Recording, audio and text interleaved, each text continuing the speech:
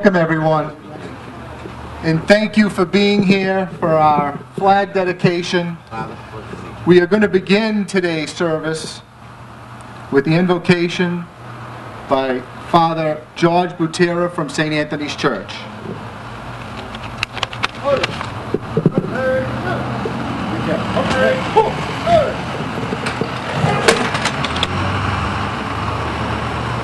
O God, our Father, Creator of all that exists and Lord of life itself, today we, your people, come to praise and thank you for sharing life with us. As we join today in prayer, may this flagpole and flag always be a sign of strength and loyalty. May it always remind us of the men and women who sacrificed their lives in order to save it.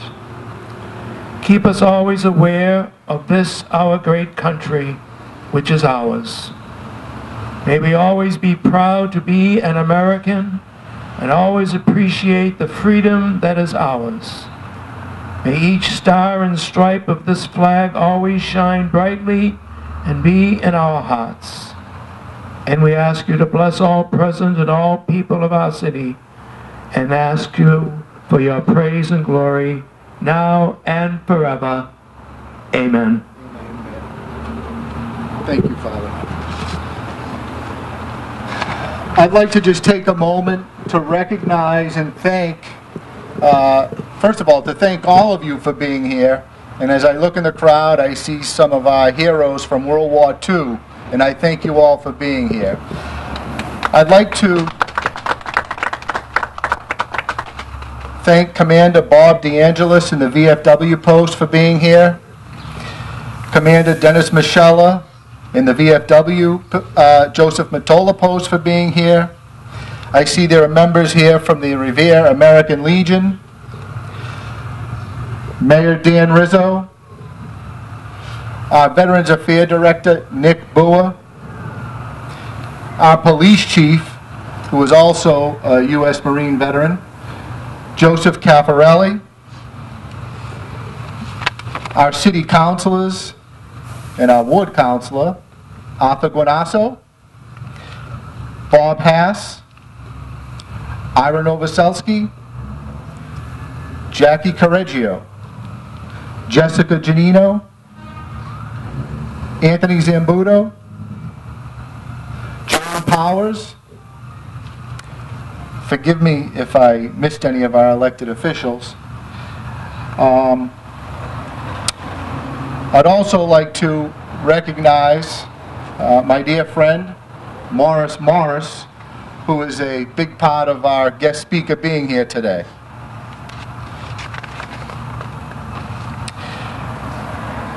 Before I introduce our keynote speaker, Paul Monty, some of you may have heard of Paul Monty. Many of you probably haven't.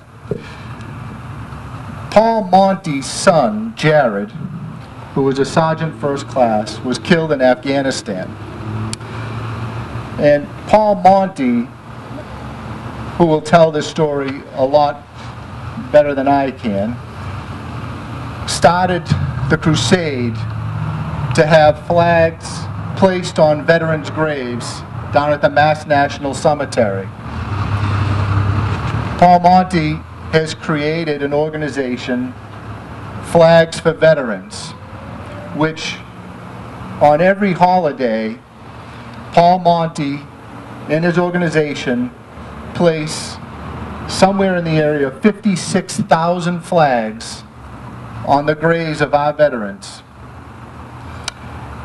And without any further ado, I'd like to introduce you all to Paul Monty.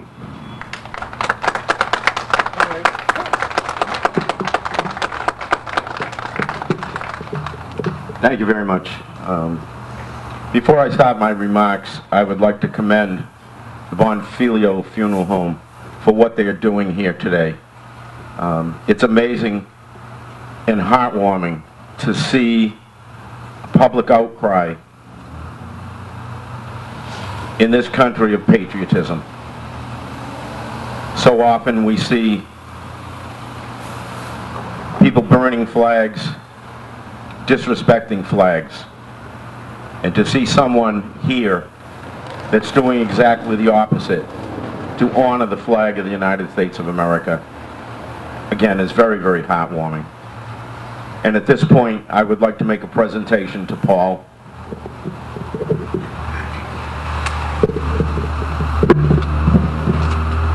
This is a plaque with a picture of my son and the Medal of Honor citation. If you didn't know, Jared received the Medal of Honor on September 17th, 2009. And I'd like to present this to Paul in the Bonfilio Funeral Home. Thank you so much.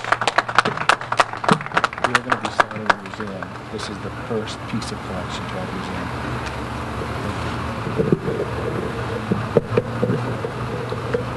On June 18th, in 2006, my son and 15 other members of the 371 Cav of the 10th Mountain Division left their combat outpost and traveled to far eastern Afghanistan. They traveled in small gator-type vehicles because the terrain was so rough they couldn't get any trucks or Humvees into the area. They were dropped off at the base of a mountain that was 8,500 feet high. The temperatures hovered around 100 degrees. Their mission was to climb that mountain and set up an observation post right on the Pakistani border, where members of Al-Qaeda were infiltrating into Afghanistan and had an outpost of their own set up. For 3 days they climbed, each of them carrying packs of 70 pounds and more, straight up the mountainside. They traveled mostly at night to avoid detection and avoid the heat of the day. When they reached the top of the mountain,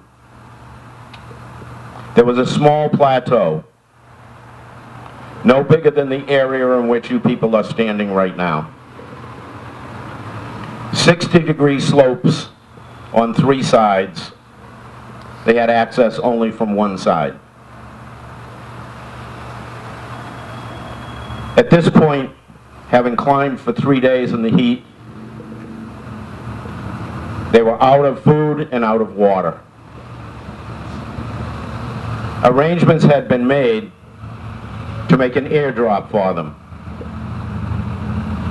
That airdrop was to take place during the attack of the main force into the valley, the Gremon Valley, which was the purpose of them being on the mountain as forward observers to direct the battle. Unfortunately, because of a lack of helicopters, the attack into the valley was postponed for 2 days. But the Army sent out a helicopter to resupply the 16-man patrol. Mistakes were made. The helicopter came in during daylight and dropped its load no more than 150 feet from where the soldiers were, marking their position. Soldiers in my son's patrol could see the enemy below, staring back at them with binoculars, and they knew their position had been compromised. They had to make a decision. Do we turn around and go back down the mountain or stay where we are? Going back down the mountain was quickly dismissed for 2 reasons. One, they didn't want the enemy on the high ground shooting down at them. And secondly, they had a mission, and their mission was to direct that attack into the valley. So they set up defensive positions on that small piece of land behind whatever rocks they could find. Later in the day, as the sun began to set, they heard the rustling of leaves in the woods surrounding their position. And suddenly, the air erupted in small arms fire, machine gun fire, and rocket-propelled grenades. So powerful was the enemy that some of the soldiers actually had their rifles shot out of their hands. Others were not even able to reach their rifles. Jared immediately got on his headphones and called back for mortar fire, artillery, and danger close air support. At this point, they made a head count of their soldiers. One of their soldiers had already been shot in the head and killed. His name was Patrick Liebert. He's from Ladysmith, Wisconsin. As they made the head count, they discovered another soldier was missing. Through the din of the fire, they called out, "Brian, Brian, Bradbury, where are you?" During a small lull, they could hear Brian Bradbury, a 22-year-old private, weakly tell them, "I'm hit, I'm down, I can't move." Sergeant Christopher Cunningham said, "I'll go get Brian." Brian was lying in the middle of this plateau in a very small depression. No cover at all anywhere near him. Jared turned to Chris Cunningham and said, "Chris, he's my boy, I'll get him." At that point, he handed off his headphones to another soldier and said to him, "You are now Chaos 3-5, Jared's call sign." Jared tightened the chin strap on his helmet and ran out to get Brian. He made it to within 3 feet of Brian when he was driven back by enemy fire. Jared was not the kind of man that would ever give up. And so he tried a second time, and again was driven back by the enemy fire.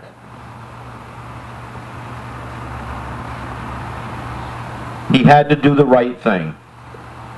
He had to try his hardest. He couldn't give up. And so for a third time, after directing his soldiers to give him cover fire, he ran out to get Brian. And on that attempt, he was hit by a rocket-propelled grenade. He tried to crawl back, but his legs were mangled.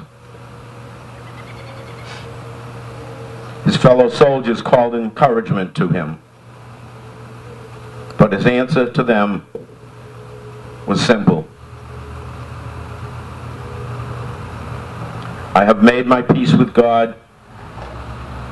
Please tell my family that I love them." And he expired.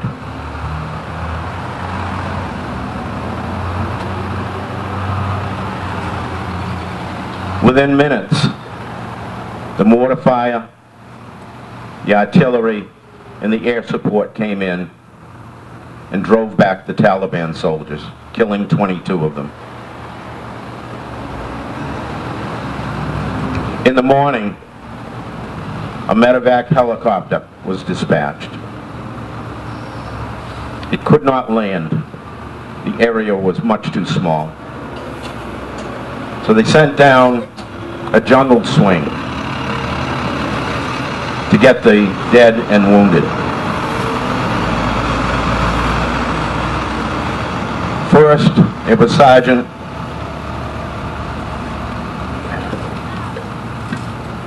Derek James, who had been shot in the back and the arm, who was lifted up to the helicopter. Then the jungle swing came back down, this time with Corpsman Heath Craig, because Brian Bradbury was so badly injured he could not have held on by himself.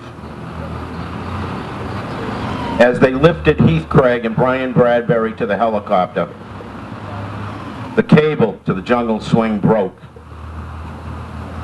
and Heath Craig and Brian Bradbury died after landing on the rocks.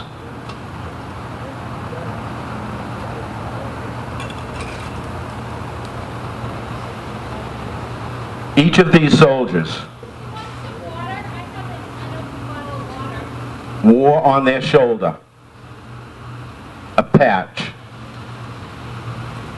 the flag of the United States of America.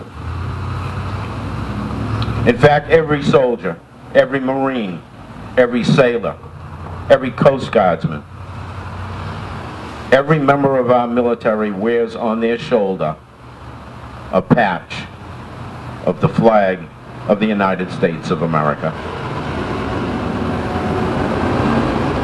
That flag is sacred.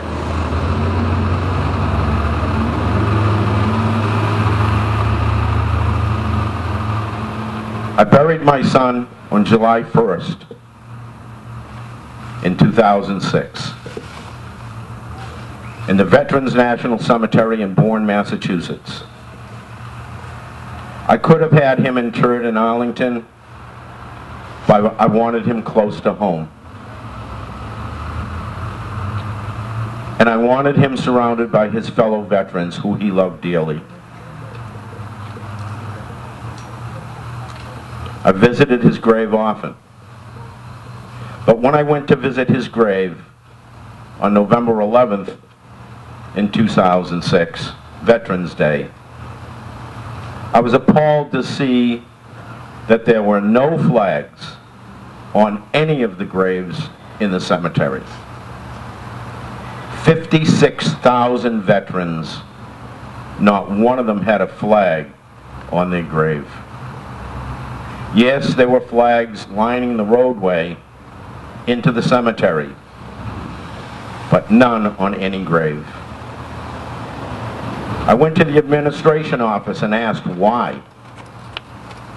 I knew that in the state of Massachusetts there was a law that every veteran's grave had to have a flag on it on Veterans Day and Memorial Day.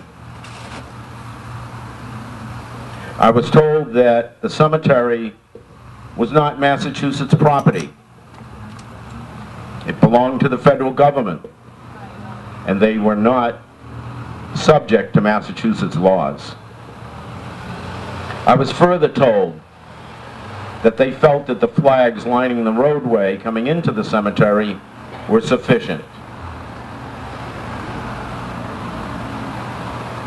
Furthermore, I was told that putting flags on the graves interrupted the maintenance of the cemetery. You see, that cemetery has nothing but footstones, plaques, level with the ground. So mowing the lawn became a very easy task of going back and forth. I was not pleased with those answers. Actually, I was pretty irate. So I began a campaign to change the policy. The first thing I found out was that the policy was not that of the VA. It was the individual superintendent of that cemetery who had made the policy.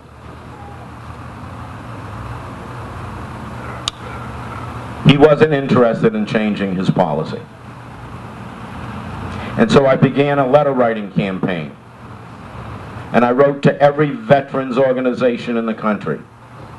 American Legion, VFW, DAV, every veterans organization, Ladies Auxiliary, to inform them of what was going on in this cemetery.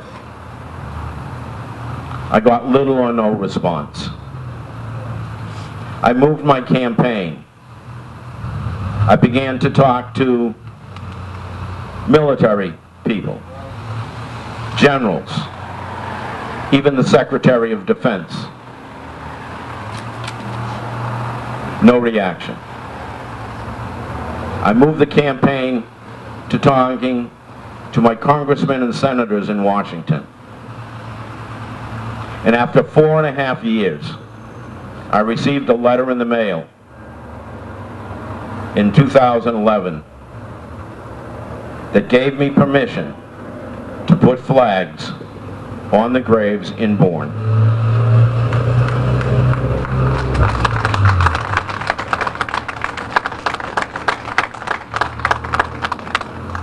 I received a letter from the superintendent of the cemetery in Bourne laying out those conditions under which we could put flags. Number one, we had to purchase all of the flags. 56,000 flags. Number two, we had to place the flags. Number three, we had to remove the flags, and we had to remove them within 4 days. My brother Matthew and I started a campaign to make funds to buy the flags. We did talk radio, we did interviews with newspapers, interviews with TV, and the good people of the state of Massachusetts responded. And we were able to collect enough money to buy flags. But where to buy them? We began to look online to companies that made flags. We couldn't find them. That is, we could not find flags that were made in the United States of America. Almost every company had their flags made in China. We finally found two companies in the entire United States that made their flags here, stateside. One was in Texas and one in Georgia. And so we ordered our flags from the Georgia company. Now we had to place the flags. Again, we started a media campaign, getting anybody and everybody who would like to honor our veterans to come to Bourne on the ensuing Memorial Day. To our amazement, over 600 people showed up to help us place the flags. This past Memorial Day, we had over 2,000 people. Under 1 hour. Now we had to remove the flags. We were told we had to remove the flags in 4 days. That would make it a Tuesday. We knew we wouldn't get very many people. So arrest me if you will, I defied that order. I said that the flags are going to honor these veterans for at least 2 full weekends. And so I set up our flag removal for the following Sunday. And again, we had about 400 people help us remove those flags.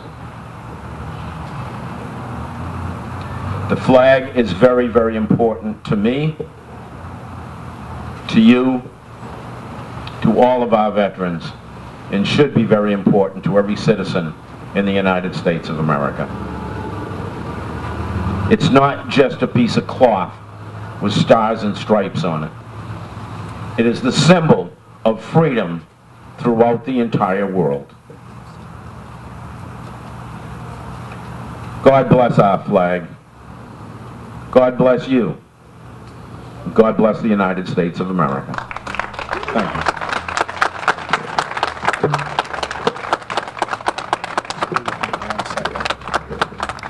Paul, thank you so much. Thank you so much for being here.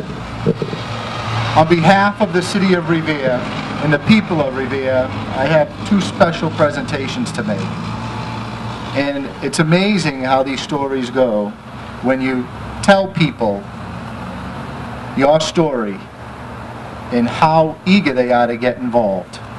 First of all, on behalf of my family, we'd like to present you with a check to help pay for those flags for November 9th. Thank you, sir. Thank you. We just ordered 10,000 new flags, so this will help immensely. Secondly, Rebecca, who you've been in contact with, started making some phone calls last week to try to find a way to coordinate our own group to come down and support you on November 9th. She made a few calls to bus companies, and within a matter of an hour of making a couple of calls, we received a return phone call from one of the owners of a bus company called Locomotion. And when he heard what we were doing, he donated one of his luxury coaches to be here at the funeral home at 8 a.m. on November 9th. And we have a busload of 60 volunteers of Revere people coming down to participate in your flag dedication.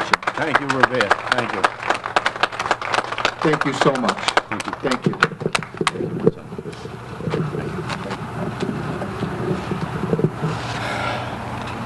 I would also like to take a moment now to thank the Chelsea Soldiers Home Honor Guard, who is standing directly behind me.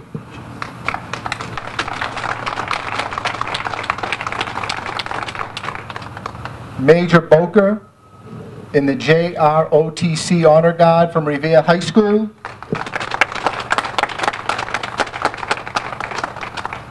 As well as the Revere Police Honor Guard.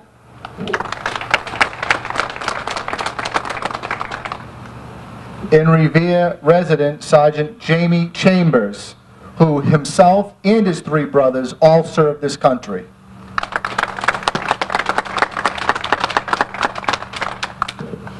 I'd like to recognize Representative Kathy Reinstein.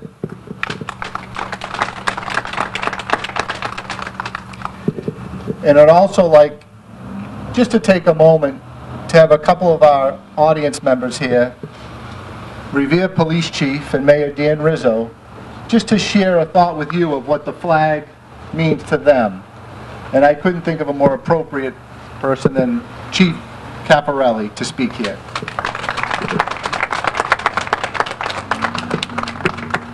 Thank you very much, Mr. Bonfield. Thank you very much for coming here this morning. I spoke with Rebecca just the other day. She asked me to say a few words about what the flag means to me. And it's very easy to, I take it for granted, as we do, which you see flags flying in front of houses up and down every street in this country. And that's a good thing, because in many of the countries, in fact every other country but the United States that I've traveled in, you don't see the national ensign flying in front of homes. You see them in front of government buildings, and that's pretty much it. Here in the United States, we fly a flag in front of just about every home. Not because we have to, because we want to. It's a symbol of patriotism in every house, in every across the country. Many years ago, in my youth, as Mr. Bonfield said, I was a Marine. I served in Lebanon, and I think that was one of the first times the flag was worn on uniforms since D-Day. To my knowledge, that's the first time that's happened. So that's another moment of pride that I have, having worn that flag in harm's way. And after hearing what Mr. Monty said, as I'm sure anybody here, whether you're a World War II veteran or a Gulf War veteran, before you go into battle, you wonder if you can measure up. Mr. Monty's son obviously doesn't have that concern. He certainly set the standard very high for the rest of us. But to take that one step further, I look at Mr. Monty and I look at my son in this audience, and I hope to God I never have to measure up to that. But thank you. Thank you for your sacrifice.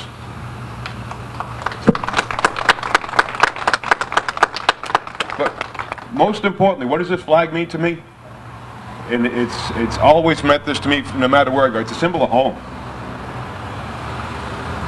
Any veteran that's ever served in battle will tell you when that flag flies above your position, That's home. You're not taking it from me. Thank you.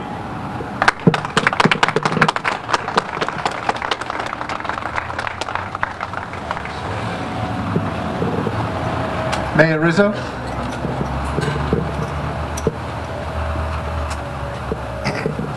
Paul, thank you very much.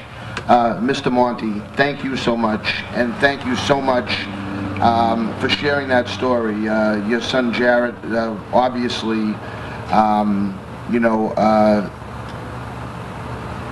really sets the tone for what's happening here today, giving his life for the freedoms that we continue to enjoy, but for his service and service from people, so many others like him. So thank you so much, Mr. Monty, and for your continued work on bringing attention to something that shouldn't have to go 4 years waiting for a response from Congress. It should be something that is just automatic. And I couldn't help but feel almost angered as you were talking for all you had to go through.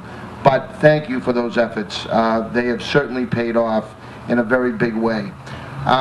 The other thing that I couldn't help but think about is and I think the chief alluded to it as his son sits out in front of us, you don't realize how fortunate you are, those veterans that are sitting here that have served our country. And I think of my son Nicholas, who spent 14 months over in Iraq, and the dangers that we willingly, and our children willingly, put themselves in for the service of our country. And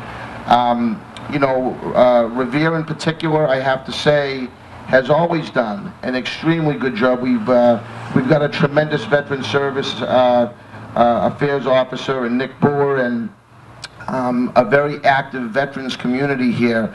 One of the first things that I did when I became mayor was lining Broadway with American flags, and that's going to continue, certainly for as long as I'm mayor, because it's important that we continue to honor the flag and continue to remember that we live in the greatest country in the world.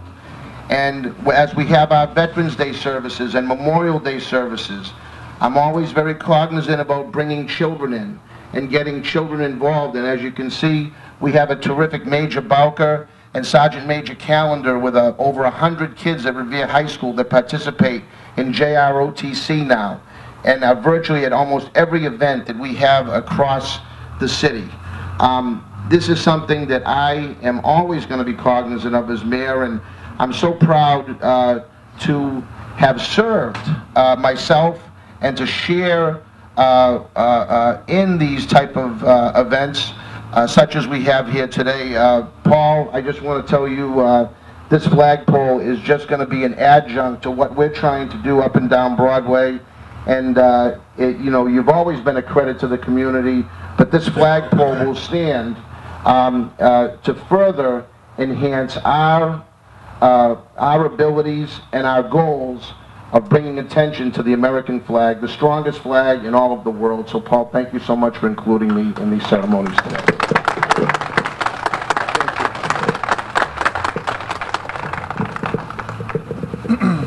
I'd just like to share one other story with you.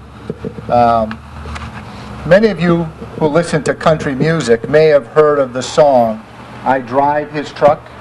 Has anyone ever heard that song? It was a #1 hit. The artist performed was Lee Brice. Well, that song was a #1 hit, and Paul did not realize that his story had anything to do with this until about a year later, when he received a phone call from the songwriter who wrote this song, and she told him that his story is what inspired her to write that song, because Paul to this day drives in his son's truck.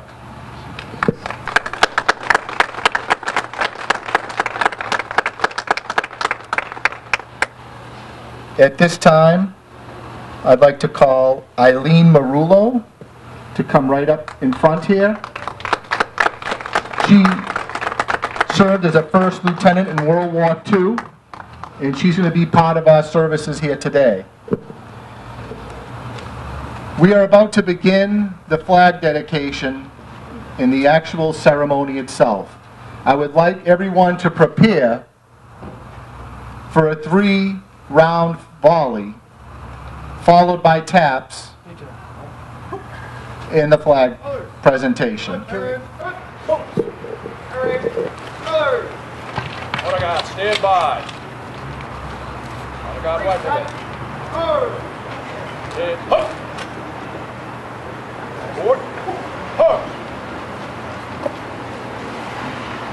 What I got? Freeze it. Hooks. Hostage survival. Take charge of your squad. Prepare to fire 3 volleys. Left, right. Face.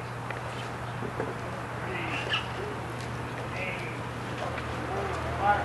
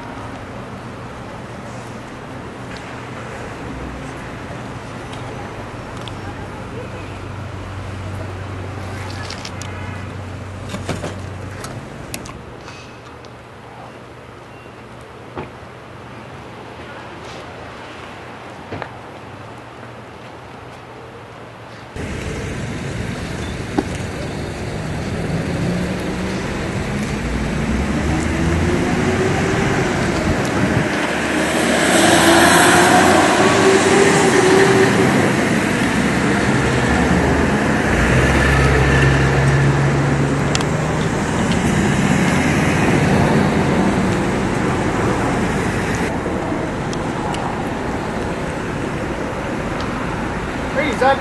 Hold.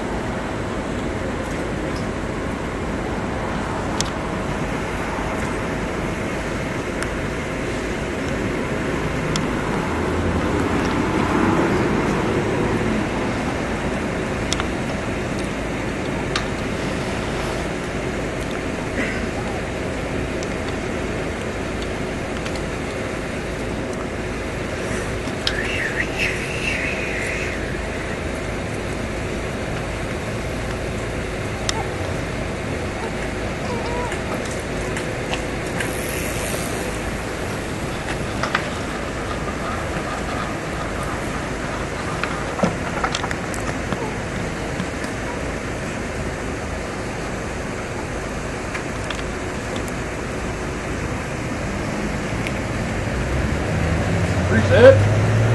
Hold. Hold. Hold. Hold on. Hold.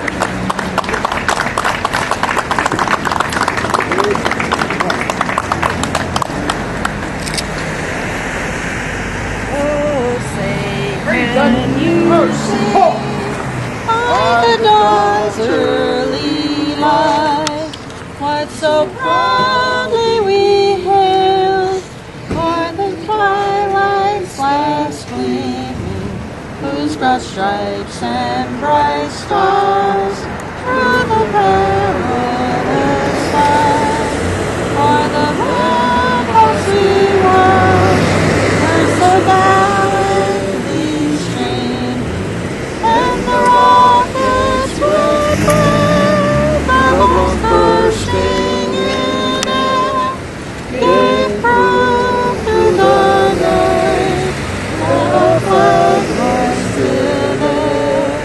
Oh, say does that star-spangled banner yet wave o'er the land of the free and the home of the brave?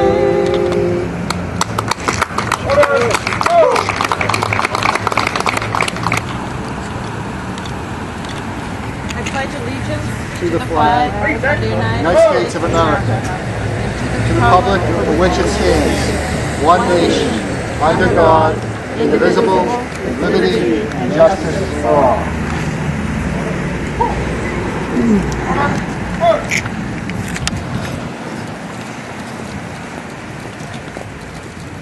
I'd like to now call upon Reverend James Collins from Eagle Heights Church for the benediction.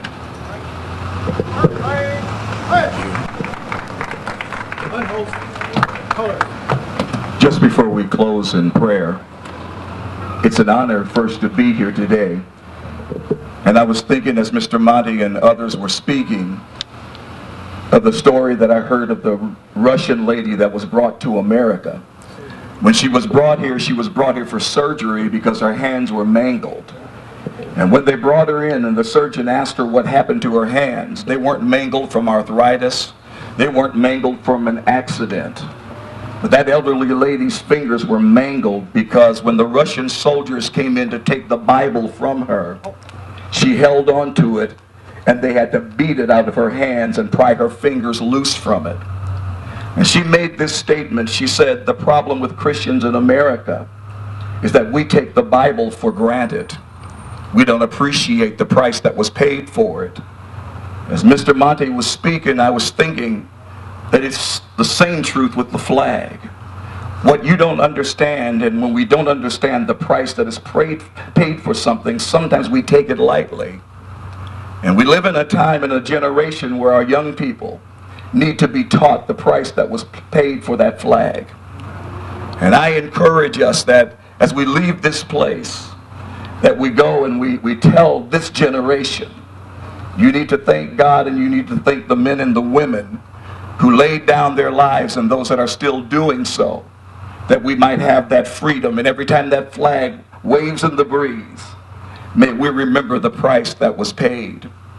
When my daughters were small, they would look at me and they'd see me at the basketball game, and when they did the Pledge of Allegiance or sang Star Spangled Banner, I would put my hand over my chest and they'd say, "Daddy, why do you do that?" And I'd say to them, "Girls, one day you'll understand that the reason we stand here today is because of that flag." I encourage you today to remember we are here today because of the flag. Thank you, Mr. Monty, and thank you for your son and his sacrifice.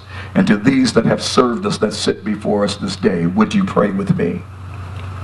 Father, I thank you for this privilege and this time to be able to stand with this group of wonderful people in a land that truly is free. It truly is the home of the brave. And Father, it is a place where, in spite of our imperfections, it's a great nation. And the flag, it indicates such. It indicates our freedom. It indicates that even the hand of God is upon us this day. Father, I thank you that there is only one other symbol that I hold above the flag, and that is the cross of Jesus Christ. Thank you again for the flag. It reminds me that I'm privileged to be born and raised in such a great country. I ask your blessing upon this time.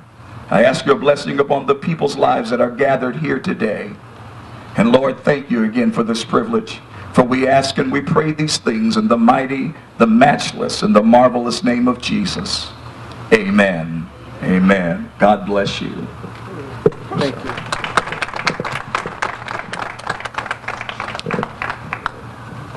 Before closing, I just have a few more announcements to make. And I'd also like to thank John Collins from the U.S. Coast Guard Auxiliary, our bugler for taps today. Thank you, John. I'd like to thank Dennis Michella from the VFW Matola Post for presenting us with an MIA Missing Soldiers plaque that we're going to present and place in our new museum that we're going to have here in the funeral home. Today was a very special day because we currently now have 2 programs in operation. Cell phones for soldiers. We're just starting this week our Retire Your Flag program. And we've been talking about starting a small museum in the funeral home. And we have our first 2 pieces donated today. Paul Monte's and Dennis Michella's. Thank you both very much. Again, I want to thank everybody for being here. For those of you who took the time out of your day, we really appreciate you being here. And for the gentlemen who are here from the Beachmont VFW Post, the Matola Post, and the American Legion, as well as the Soldiers Home, these benches that you see out front, each one of them have been inscribed specifically for your organizations, and they're being donated to your organizations on behalf of those who have served. And those benches will be delivered to your facility sometime during the next week. Again, I thank everybody for being here. We have refreshments over here on the side of the building with a tent. We have sandwiches and donuts and coffee. Please help yourself. Thank you all very much.